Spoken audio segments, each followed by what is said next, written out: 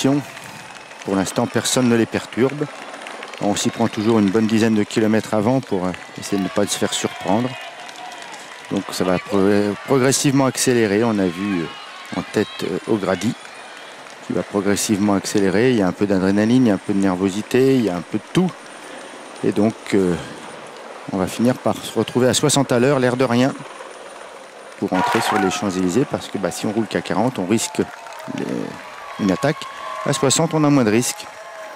Et d'ailleurs, toute l'équipe CSC s'est regroupée devant. En ordre de marche, une dernière fois. Il n'y a aucun risque, bien sûr, par rapport au classement général, au maillot jaune. Ça n'est pas du tout pour ça. C'est simplement pour cette tradition qui veut qu'on amène le maillot jaune en tête avec son équipe à l'entrée des champs. Comme pour une célébration, bien sûr. La haie d'honneur, le défilé du tour.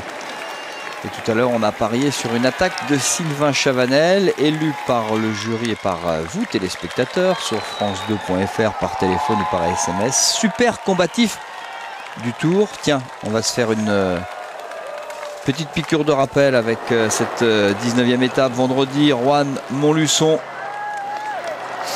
et un duo français, Sylvain Chavanel, Jérémy Roy en place française dont on parlait. Marc Madio a fait parler. 23e victoire pour le coureur originaire de Châtellerault, Jérémy Roy, un petit peu juste, et un grand, vraiment très grand bonheur pour le champion du contre-la-montre. Des larmes de joie.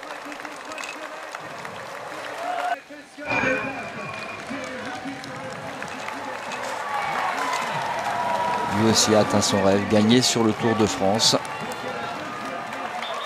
Et on attend un coup d'éclat de Sylvain Chavanel qu'il ne faut plus appeler Mimosa, surnommé Mimosa. Les larmes d'un coureur, c'est toujours très agréable, c'est toujours ça montre toute l'envie de ces garçons, toute l'importance d'une victoire d'étape sur le Tour.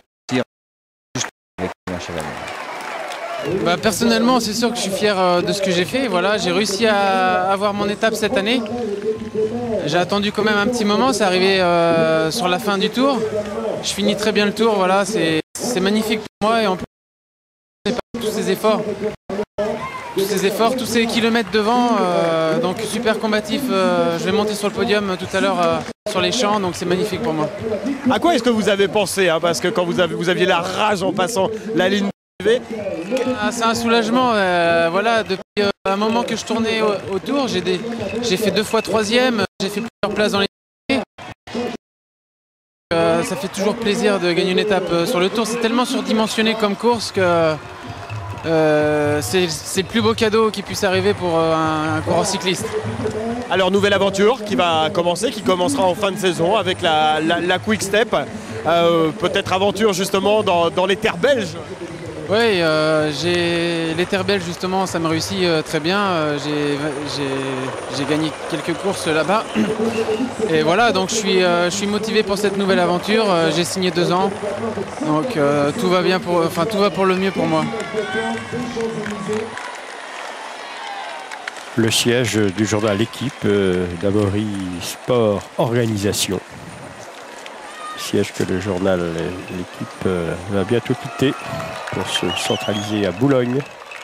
Boulogne, que les coureurs vont atteindre, puisqu'ils sont en ce moment sur le pont Boulogne-Billancourt, voilà, qui est la dernière agglomération traversée, si l'on peut dire, avant de pénétrer dans Paris intramuros.